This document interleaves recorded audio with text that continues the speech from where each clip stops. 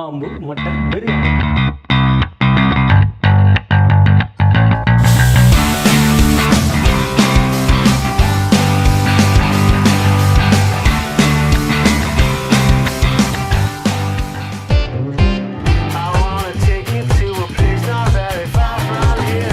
Welcome to food Castro. இன்னைக்கு நம்ம chef Simbu இருக்காரு. ஷெஃப் சிம்பு, இன்னைக்கு என்ன பண்ண போறோம்? இன்னைக்கு ஆம்பூர் ஸ்டைல் மட்டன் பிரியாணி பண்ண போகிறோம். மட்டன் பிரியாணி எல்லாம் பாஸ்மதியில் பண்ணி பார்த்துருப்பீங்க. நம்ம இன்னைக்கு டிஃப்ரெண்ட்டாக சீரக சம்பாவில் பண்ண போகிறோம். டிஃப்ரெண்ட்டாக இல்லை, அது என்னென்னா பேசிக்லி வந்து ரெண்டு விஷயம் நம்ம அண்டர்ஸ்டாண்ட் பண்ணிக்கணும். இங்கே என்னென்னா பாஸ்மதி ரைஸ் ப்ரிடாமினென்ட்லி பார்த்தீங்கன்னா லைக் ஹைதராபாத் இல்லைனா வந்து ஒரு நார்த் இந்தியன் ஸ்டைலில் யூஸ் பண்ண பிரியாணி, நவாபீஸ், ஆர்காட் அவங்களாம் இருக்காங்க இல்லையா, அவங்க சைடில் யூஸ் பண்ணது பாஸ்மதி ரைஸ். நம்ம சவுத்தில் வந்து பார்த்தோன்னா அதிகமாக ஒரு காலத்தில் புழங்கினது பிரியாணிக்கு என்ன பண்ணால் சீரக சம்பா. ஸோ ப்ரிடாமினென்ட்லி நம்ம ஆம்பூர் பிரியாணி வெள்ளூர்லேருந்து தான், வெள்ளூர் எல்லாமே அங்கேருந்து தான் வந்திருக்கும். ஸோ எப்படி பார்த்தாலும் அதில் வந்து கண்டிப்பாக அவங்க சீரக சம்பா தான் ட்ரை பண்ணியிருப்பாங்க. அதுக்கப்புறம் பாஸ்மதியில் போட்டோன்னே அது ரொம்ப ஃபேமஸ் ஆனதுனால அது எல்லாரையும் கண்டினியூ பண்ணுறாங்க. பட் நம்ம ஒரு ட்ரெடிஷ்னல் வேயில் ஒரு சீரக சம்பால் தான் பண்ண போகிறோம். ஸோ ரெசிபி ரொம்ப எக்ஸைட்டிங்காக இருக்கும்னு நினைக்கிறேன். இதே ரெசிபி நான் சன் டிவியில் முன்னாடி பண்ணியிருக்கேன். அந்த ரெசிபியை வச்சு தான் இப்போ நம்ம சிம்பு ஷெஃப் கிட்ட சொல்லியிருக்கேன். So he will going to show as how to make Ambur mutton biryani. இப்போ நம்ம வந்து பிரியாணி மசாலா பவுடர் அரைக்க போகிறேன். அதுக்கான ஸ்பைசஸ் எல்லாம் இங்கே இருக்குது. ஏலக்காய், அன்னாச்சி பூ, மராட்டி மூக்கு, இது ஜீரகம், இது கல்பாசி, கொரியண்டர் சீடுன்னு மல்லி விதை, மிளகு, இது கிராம்பு, இது ஜாதிப்பூ, இது சோம்பு. ஓகே, சோம்பு, ஜீரகம், சோம்பு. இப்போ இது என்ன பண்ணோம்? இதை இப்போ ட்ரை பேனில் போட்டு லைட்டாக. ஸோ பேசிக்கலி இதை வந்து வறுத்து அரைச்சி எடுத்து வச்சுக்க போகிறீங்க, அவ்வளோதானே? ஓகே. வறுத்து அரைச்சி பவுடரை காமிச்சிங்கன்னா மக்கள் பார்ப்பாங்க. ஸோ ஆல்ரெடி இதை வந்து அவர் ரோஸ்ட் பண்ணி பவுடர் பண்ணி வச்சுருக்காரு. ஏன்னா சின்ன குவான்டிட்டிஸ் வந்து பண்ண பார்த்து நிறைய அரைப்படாததுனால அதிக குவான்டிட்டி பண்ணி பவுடர் பண்ணி வச்சுருக்காங்க. அதை எடுத்து வச்சுக்கிறோம். ஃபஸ்ட்டு குக்கரை எடுத்துக்கோங்க. குக்கரை எடுத்து வச்சுக்கிட்டு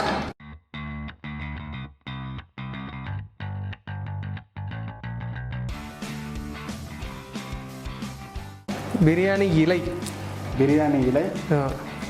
ஏலக்காய், அன்னாச்சி பூ, மராட்டி மூக்கு, சோம்பு, கல்பாசி, ஜாதிப்பூ, கிராம்பு. என்ன சொல்லுங்க? மிளகு. ஃபஸ்ட்டு என்ன ஆட் பண்ணோம்? ஃபஸ்ட்டு இப்போ இதை லைட்டாக வளர்ந்ததுக்கப்புறம் ஆனியன். பேசிக்லி இங்கே ஒரு டிப்ஸ் என்னென்னா, அந்த ஸ்பைசஸ்லாம் போட்டிங்கன்னா கொஞ்சம் நேரம் வெயிட் பண்ணுங்கள், அதில் ஃப்ளேவர்ஸ்லாம் ஆயிலில் இறங்கட்டும். அதுதான் அவர் நம்ம சிம்பிள் ஷெஃப் சொல்கிறாரு. எவ்வளோ வெங்காயம் தோராயமாக, எவ்வளோ நம்ம ரைஸ் வைக்கிறோம், எவ்வளோ மட்டன் வைக்கிறோம், எவ்வளோ வெங்காயம் சேர்க்குறோன்னு சொன்னீங்கன்னா பார்க்குறவங்களுக்கு ரொம்ப ஈஸியாக இருக்கும். இப்போ நான் வந்து ஒரு 1/2 kg ரைஸ் எடுத்திருக்கேன். அதுக்கு வந்து 750 கிராம் மட்டன். ஸோ பேசிக்கலி 1:1.5 ரேஷியோவில். ஓகே. அடுத்து 2 நம்பர் ஆனியன், ஹோல் ஆனியன் எடுத்து தின்னாக ஸ்லைஸ் பண்ணிக்கிட்டேன். ஓகே. அது போட்டு நல்லா குக் பண்ண வேண்டியதான். Golden brown colour. சரி, ஓகே. கொஞ்சம் சீக்கிரம் வதங்கிறதுக்காக நான் சால்ட் ஆட் பண்ணிக்கிறேன். ஓகே. சால்ட் போட்டு கொஞ்சம் சீக்கிரம் குக் ஆகிடும்.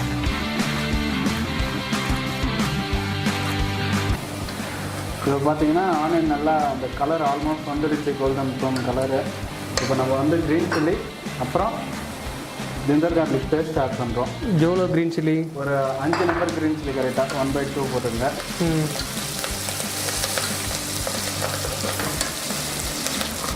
கொஞ்சம் ஜிஞ்சர் கார்லிக் பேஸ்ட்.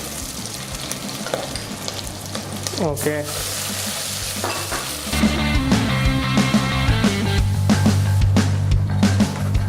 இப்போ ஜிஞ்சர் கார்லிக் பேஸ்ட் அந்த பச்சை ஃப்ளேவர் போனதுக்கப்புறம் அந்த பச்சை வாசனை நீங்கள் தக்காளி ஆட் பண்ணி வேண்டியது, கட் பண்ணி வச்ச தக்காளி. ஓகே.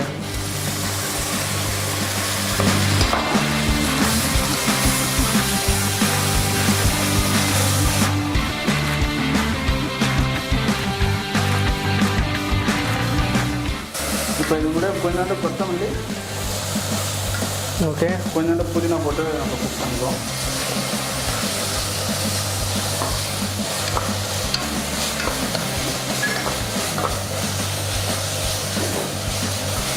நெக்ஸ்ட்டு மசாலா போடணும். மசாலா ஓகே போடுங்க. கொஞ்சோண்டு மஞ்சள்தூள். ஓகே.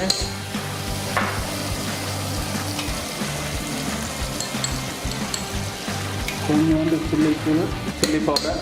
சில்லி பவுடர், மிளகாய் தூள். அரைச்சி வச்ச பிரியாணி அந்த ஹோல் கரம் மசாலா தான் போட்டு அரைச்சல அது. ஓகே. அப்புறம் இப்போ நல்லா குக் பண்ணிக்க வேண்டியது. அந்த ராஸில்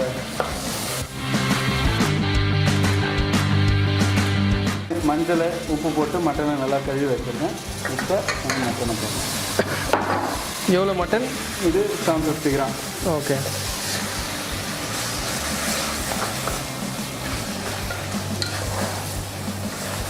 இப்போ அடுத்து தயிர் ஏதாவது போட போகிறீங்களா? கண்டிப்பாக. ஓகே. தயிர்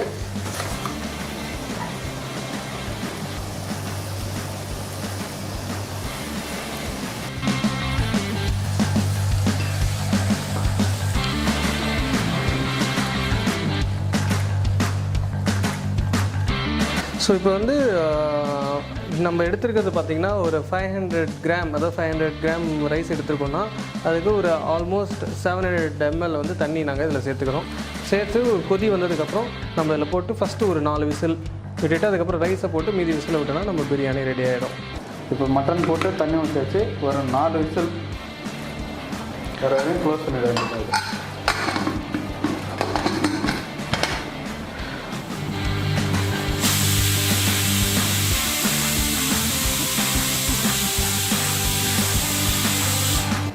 மட்டன் 4 விசில் வந்துடுச்சு. இப்போ ஓப்பன் பண்ணி பார்ப்போம்.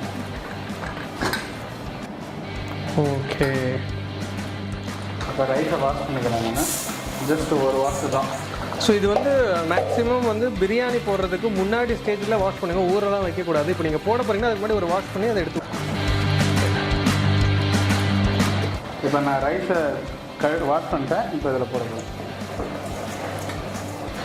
இதில் இன்னொரு முக்கியமான விஷயம் என்னென்னா, நீங்கள் ரைஸ் போட்ட உடனே திங்ஸ் எல்லாத்தையும் போட்டு நீங்கள் லிட்டை க்ளோஸ் பண்ணிடணும். 2 விசில் வந்த உடனே நீங்கள் அதை ஆஃப் பண்ணிட்டீங்கன்னா உங்களுக்கு சரியாக இருக்கும். குக் பண்ணுற அளவுக்கு நீங்கள் வெயிட்லாம் பண்ணக்கூடாது.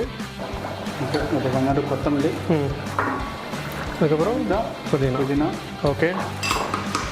கொஞ்சோண்டு லெமன் ஜூஸ் ஆட் பண்ணிடுறேன் நான். இது மேலே கொஞ்சோண்டு கீ. ஓகே. அதுக்கு மேலே இந்த பிரியாணி மசாலா பவுட்ரு கொஞ்சமாக சேர்த்துக்கிறோம். ஓகே. இப்போ நம்ம இதை க்ளோஸ் பண்ணிடுறோம்.